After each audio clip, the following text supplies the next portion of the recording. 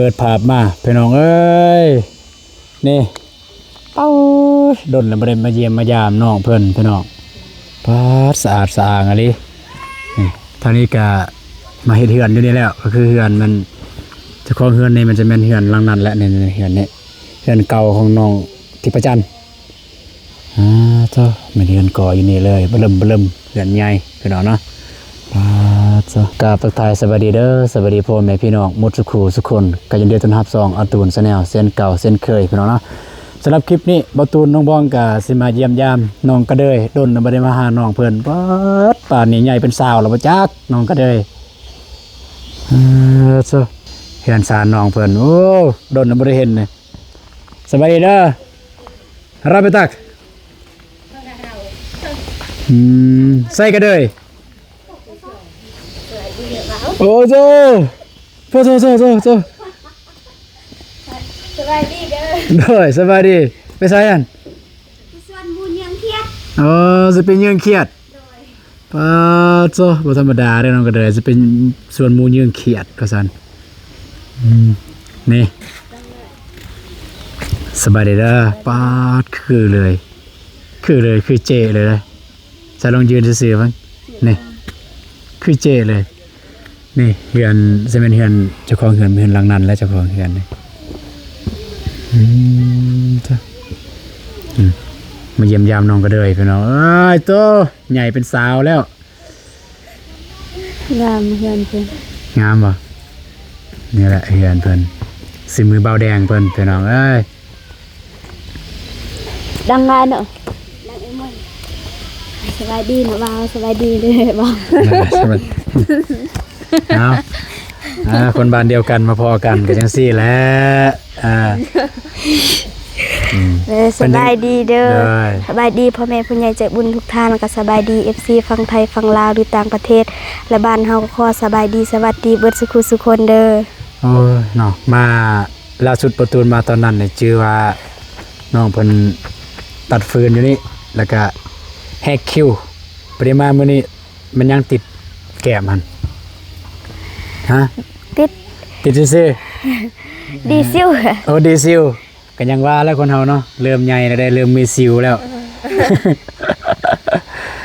เป็นจังได๋สบายดีบ่โดยบ่ได้เจ็บบ่ได้เป็นบ่ทางเรียนครอบครัวหยังโดยบ่าวเด้โอ้ยพวกอายบ่บ่เป็นหยังพวกอายก็สบายดีมีแต่นี่บ่สบายปานใดเป็นหยังเบิ่งนี่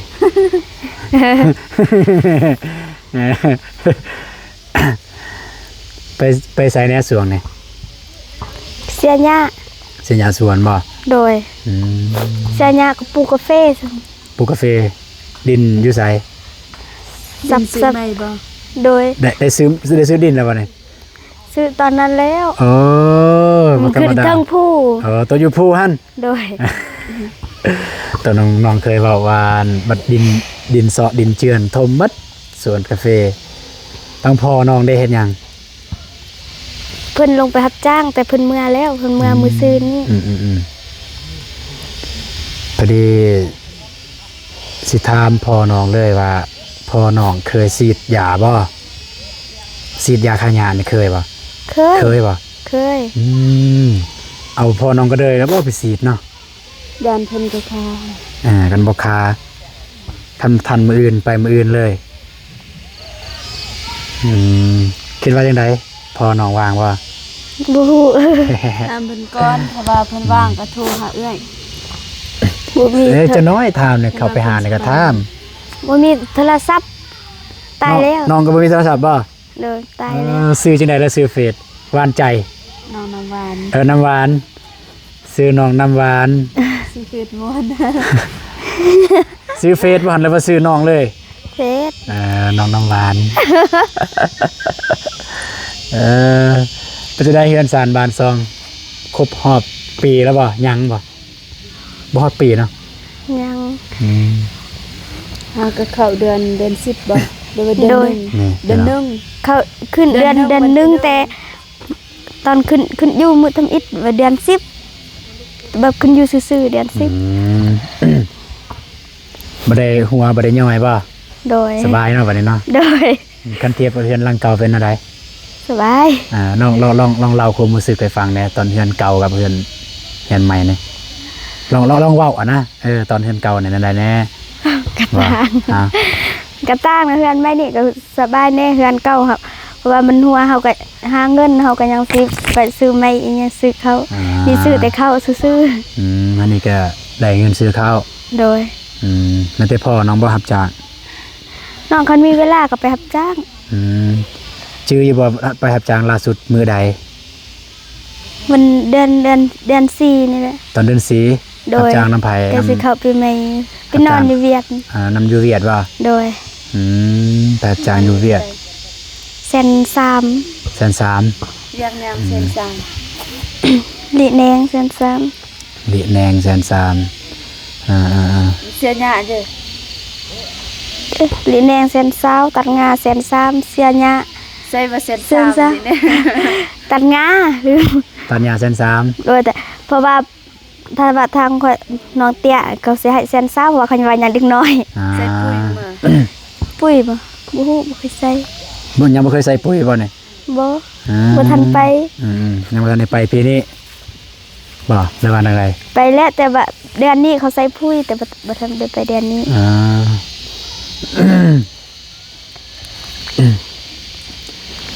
จะได้ข้าวน้ำตามปลาเนี่ยบ่ได้อดบ่ช่วงนี้บ่ก็พอมีโดย ไปเอาเงินจะใช้ซื้อไว้ดนแล้วซื้อแต่ดนแล้วโดยทีมงานมีไผแหนมาหาบ่ล่าสุดชื่อว่าผู้ใดมาหาล่าสุดนาเบาเตียงบ่เตียงบ่มาหาโดยหรือว่าสายฝนนาเบาเตียงไอ้คิดว่าคือมันสายฝนตอนเพิ่นเอาไฟลงนะนาเบาเตียงมือเพิ่นมานั่นแล้วมาให้เสื้ออยู่นี่ใช่ไหมแล้วซันไปจะได้บันนี้ไฟโพงก็สบายแล้วเนาะโดยของเจ้าของเดือนนึงเท่าไหร่เสียค่าไฟ ชื่อบ่ทันเสียบยังบ่ทันเสียบ่เอาบ่ทันฮอดเดือนบ่นี่บ่เมเซียบางทีเมเซียนบ่ได้เสียแต่เสียเดือนนึงซื่อๆจักเท่าใดบ่ฮู้ว่าคือแต่ว่าได้เสียแล้วแต่บ่ฮู้ว่าได้เสียเท่าใดโดยนั่นน่ะนะแต่ว่าพ่อแม่เป็นคนเสียแม่น้องก็เดยเป็นคนเสียก็เลยบ่ฮู้บ่ตีน้องดอกอ้ายคือกันแต่ละเดือนแบบบ่ฮู้อยู่เฮือนว่าเสียเท่าใดอีหลีเด้20,000อยู่เฮือนเฮาบ่น้องเห็นใบบ่ได้แพงนะอยู่เฮือนน่ะบ่แพงแต่ว่าถ้าเทียบอยู่เฮือนน้องนี่50,000ตั้งแต่มีเด็บเครื่องปั่นบ่แม่นจักเครื่องปั่นน่ะแสดงว่าอยู่เฮือนอ้ายประหยัดกว่าน้อง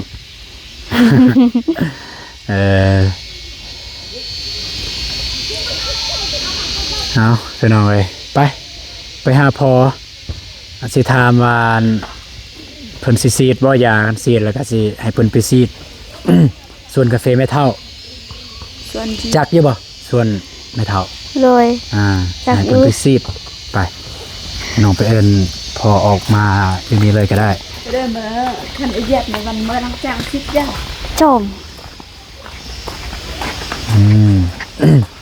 นี่นั่งนี่แหละเฮาก็พอออกมานี่เบิ่งกระไลโดนระเบิดพบหน้าพบตาเมื่อวานเห็นแวบๆอยู่ขี่รถกับน้องกับลูกชายบ่แม่นสบายดีเด้อสบายดีตู้เดี๋ยวนี้นะรอขึ้นเนาะเดี๋ยวนี้เนาะรอขึ้นเนาะเดี๋ยวนี้เนาะบ่มีว่าไฟลุมนี่ไฟนอกซานมีแต่นอกซานบ่มาตอนมันมืดค่ำๆพี่น้องไงบ่ได้ถือหยังมาให้น้องเพิ่นโดยน้องบองครับมีให้น้องเพิ่นกินแล้วข้าวแรงกินแล้วได้ยังกินไก่ตายไก่ตายหมดไก่อายคือกันขอบใจเด้อไก่อายคือกันตายหมดตายมื้อเช้านี้ไก่ผู้ตัวมื้อนั้นหั่นโดยไก่ผู้ไก่แม่ตายบัดสองเลยนั่งแม่น้องบังอาสิยืน ino kemana ikan tem gitu ame kemana tem ino อีหยัง Ame irik ben. อยู่หันแล้วพวกเจ้ากันอยู่ไกลโพนบักสิบ่แจ้ง ไปไสสูงนี่พ่อ ไปครับจัง รับจ้างอยู่ไส อยู่เมืองเรา อยู่หนองเหลา Ban ma. โอ้ไปเฮ็ดหยังอยู่หนองเหลา ไป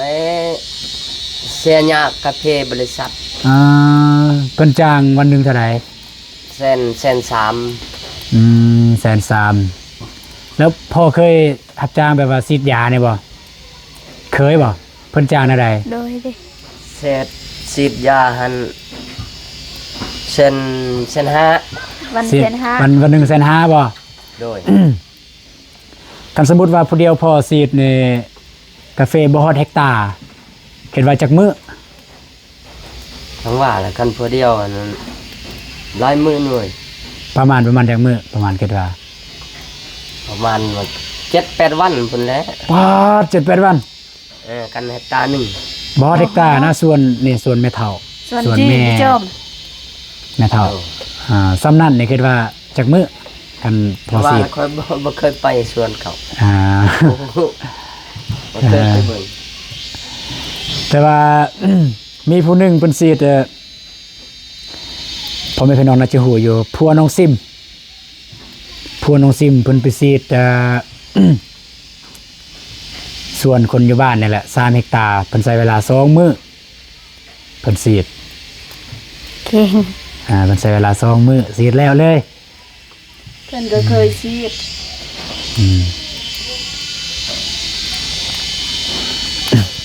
คิดว่าอันนั้นเนาะก็สิให้พ่อไปฉีดสิจ้างไปฉีดส่วนแม่เฒ่า Kap anan. Nong sai bin. แม่น2คนเลยบ่แม่นผู้เดียวพอเด้2คนกับเป็นผู้ใดล่ะน้องบอง bin Nong sai bin. บินซื้อบินก็เลยฮู้บ่ hu ก่อนเนาะอายุยังไงเต่าก็อยู่ ไปบ่ เจ้าว่าเด้อพ่อเขาบอกว่าได้ยันว่าเรียกพ่อนั่นน่ะมันยากไอ้ พ่อก็มีเวียกให้กันบ่ ยันว่าเรียกทั้งลูกก่อนนะ hít hít อ๋อมื้อใดว่างคิดว่ามื้ออื่นว่างบ่มื้ออื่น จังว่าแล้วกันเมื่อได้ว่างก็ยันมันถือก็เรียกเขาโทรมาน่ะ เวียกงานเต้น เวียกลูกมื้อใดเวียกลูกก็บ่เข้าใจ เอาเขาบอกเขาอยากกินดองนะ ลูกสิกินดอง เออ ฮะฮู้มื้อแล้วบ่ว่ากินดองนี่ บ่ทันฮู้แล้วเขา นั่ จะ น หาสัตว์ คันบ่ฮู้มื้อก็มื้ออื่นก็ไปได้มื้ออื่นบ่แม่นว่าบ่แม่นเวียกมื้ออื่นก็สิโทรหามื้ออื่นบ่แม่นติเวียกมื้ออื่นมื้อฮื้อก็สิโทรหามื้อนี้แม่นบ่โทรหาน้องก็เด้ออยู่ไสมื้อฮื้อนี่มาลิ้นเฮือนเด้อนั่นประมาณนั้นนะคิดว่า ก็บ่เป็นหยังกันพอบ่ว่างก็บ่เป็นหยังติมาถามก็คิดว่าว่างซั่นดอกก็เลยแวะมาถามจากมื้อเราไปรับจ้างนำบริษัทเวียด อยู่บริษัท โดย ค่อยไปเดือนหนึง โอ้เดือนหนึ่งไปฉีดยาเลย บ่ ทั้ง เฮ็ดปน มีเฮ็ดเวียกอย่างอื่นนี่มันมีแต่เวิร์กมีแต่กันมีแต่ฉีดยาบ่ได้ดอก แมน เข้ามันยายามันเข้าใส่ตัวเฮาว่าแม่นนิดหน่อย แมน ยาเขาเพลง ยาแห้งฉีดแบบว่าฉีดมันแดดลายก็ฉีดบ่ได้ คันแดดลายก็ฉีดบ่ได้ บ่ได้มันขึ้นมัน อายมันขึ้นออกมา มันขึ้น อาย ใส่ เพราะว่า đôi เพราะว่าฉีดแล้วอายมันจะขึ้นมาอายยานั่นว่า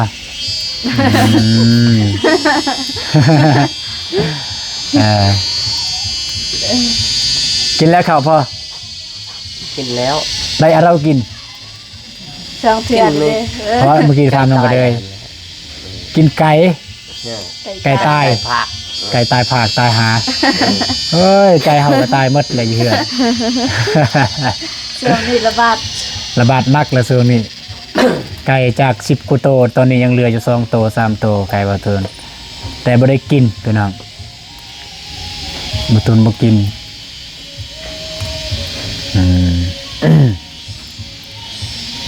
ก็บ่ได้ว่าจังซั่นแหล้วพอคิดว่าพอว่างก็สิหาพ่อไปซีดไปซอยซะเนาะก็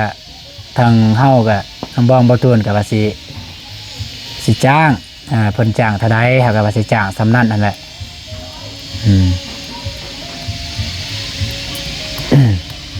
ก็ว่าสิจ้างคือกันเพราะว่าคันเฮาสิไปเฮ็ดเองมันก็บ่ทวงบ่ทันคือจังซี่แหละมื้อนั้นเนี่ยใส่ปุ๋ยกันว่าน้องก็เลยไปนำบ่เนาะ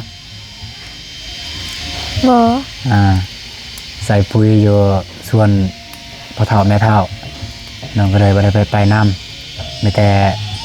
พี่น้องของน้องบ้องไป แต่ว่าตอนนี้ใส่ปุ๋ยเป็นที่เรียบร้อยแล้วก็ยังแต่หญ้านี่แหละคันเสียมือเด้เอามือเสียจังซี่แหวกเสียเมื่อยบ่ ผมก็จัง บ่ฉีดยาแม่นอื่นมันมีผลเสียแน่อยู่หั่นจักหน่อยนะผลเสียก็คือนี่แหละ จิตยานบ่ แม่นแห่งคนแบบว่าสุขภาพบ่แข็งแรงปานใดก็บ่ค่อยอยากให้ฉีดแต่นะคือยังบ่ตูนเนี่ยบ่ลมแล้วก็บ่ค่อยกล้าปานใดบ่ต้องฉีดยาเฮาสุขภาพบ่ได้แข็งแรงปานใดแต่ว่าที่มาหาน้องพ่อน้องก็เลยมื้อนี้ก็เป็นว่าสิอันนั้นดอกก็ถามเพื่อว่าพ่อน้องเพิ่นสนใจอยากไปแต่ว่าคันบ่ไปก็บ่เป็นหยังเดี๋ยวก็สิหาผู้ใหม่พอได้มีเหือมีแหงไปว่าซั่นซะน้องก็เลยเด้อเคยฉีดยาบ่ บ่ บ่เคยเลย ว่าเคยลองเทื่อนึงแต่ซีดก็กาแฟ เคยลองฉีดเทื่อหนึงฉีดโกกาแฟ โดยบ่ ขนาด โดย สบายดีเด้อ จะได้มาจังได้ เพื่อนนี่แหละ ไปใส่ ไปใส่ ไปหานี่ โอ้มาหาพอได้บ่โอ้มีเวียกกับเพิ่น มีเวียกนั่นแหละ เอากันสั่นก็นั่นแหละพ่อเอาหมูพอมาหา เดี๋ยวเฮาสิลมแต่เฮาอยู่นี่ขอบใจหลายๆสั่นแหละ บ่มุนบ่อยู่กับสา ดูได้ จากสวนกันไปใส่เสื้อคือกันทรงคือกันเกือบคือกันนั่นแหละ เราจะเอา จากลมเวียกันยังโอ้เจ้าเปิดไฟเบิ่งอยู่เทิงหั่นเปิดเบิ่ง ไป แนวนั้นพอโตแจ้งจ้างป้างบัดเปิดไฟ มืดแล้วยังบ่เปิดไฟไปเอาคือจักเขาเปียก กะ ไม่ด่วนจะได้ครับ เดี๋ยวต้องมูเผ็ดดอก สีหน้าน้องก็เลยพี่น้องเพราะว่า จะได้ข่าว สิมันมีเรื่องกลุ้มใจแล้วกันเจ้าน้องก็เบิ่งอยู่ว่าพวกอ้ายในคลิป ก็บ่มีโทรศัพท์ตายแล้วตายดนแล้ว อ่า เดี๋ยวนี้บ่ได้เบิ่ง สียแล้ว โทรศัพท์ตายแล้วบ่แม่นเสีย พ่อโทรหาบ่ติด โทรหาน้องบ่ติดเลยช่วงนี้บอกน้องบองโทรหาก็บ่ติดช่วงนี้เอ้ยจักเป็นหยังเนาะคิดว่า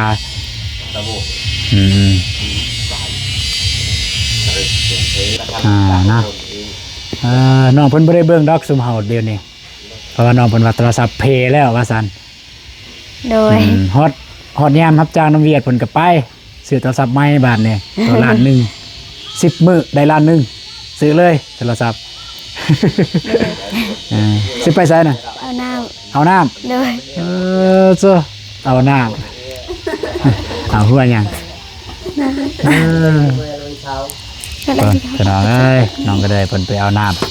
ำมันอยากมืดเลยพี่น้องน้องบ่ตูนน้องบองมาหาน้องเพิ่นเบิ่งสิเบิ่งทางนี้แจ้งบ่ทางนี้แจ้งอยู่นะมีไฟมันก็แจ้งอยู่มีไฟอยู่นี่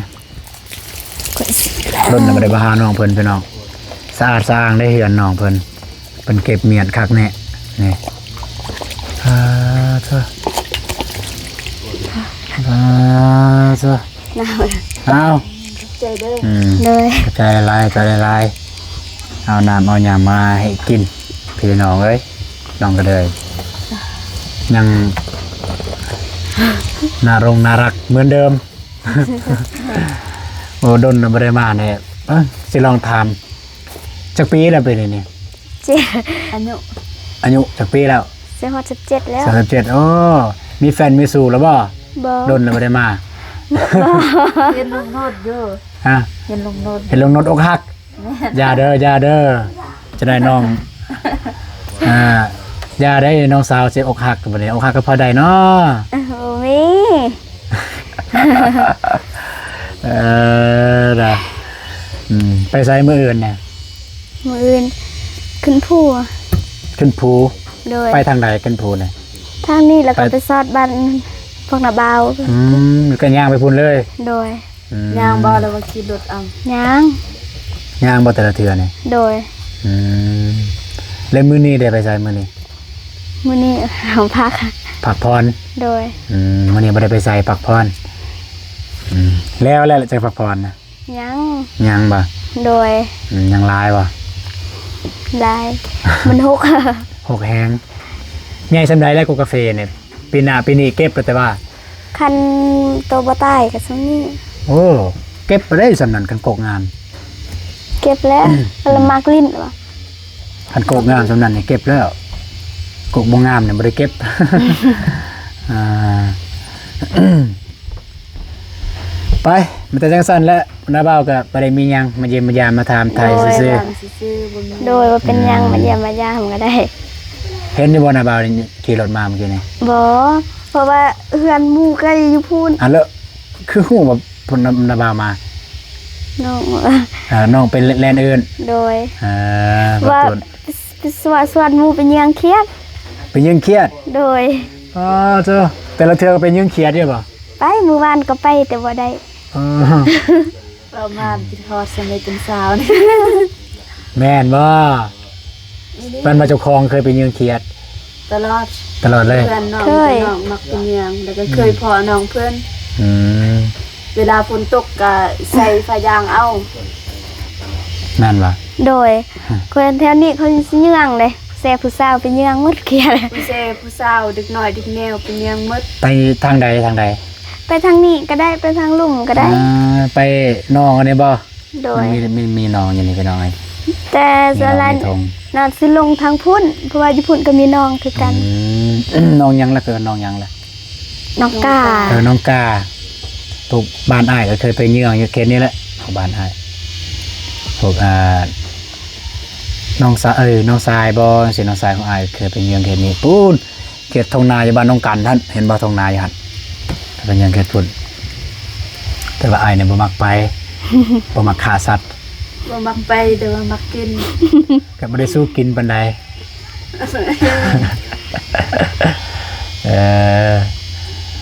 เอาจังสั้นนะเด้อ โดย นาเบากลับก่อนได้ โดย ขอบขอบใจได้หลาย โดยขอบใจคือกัน คิดฮอดอยู่บ่ คิดฮอด เห็นอยู่น้องเพิ่นมื้อนั้นนั่นพวกนี่ขี่รถ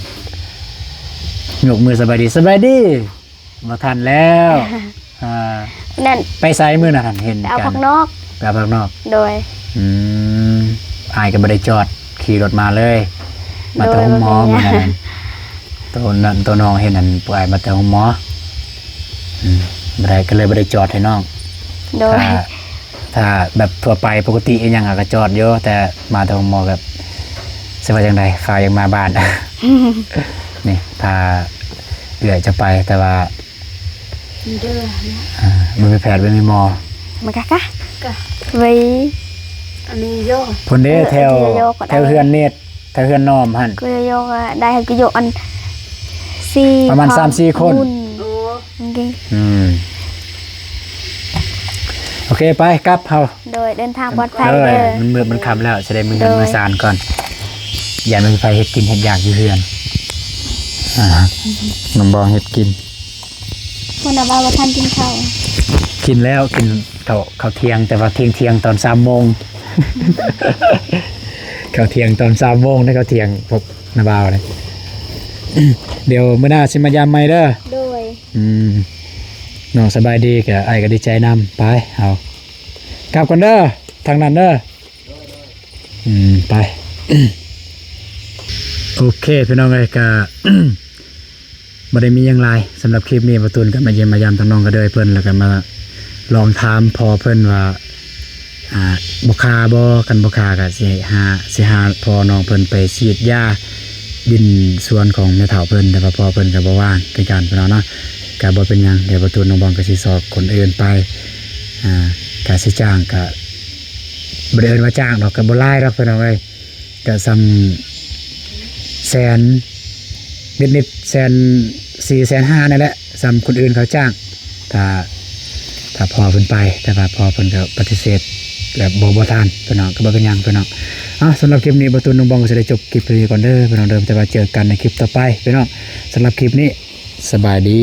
พี่น้องไปเจอกันอยู่เฮือน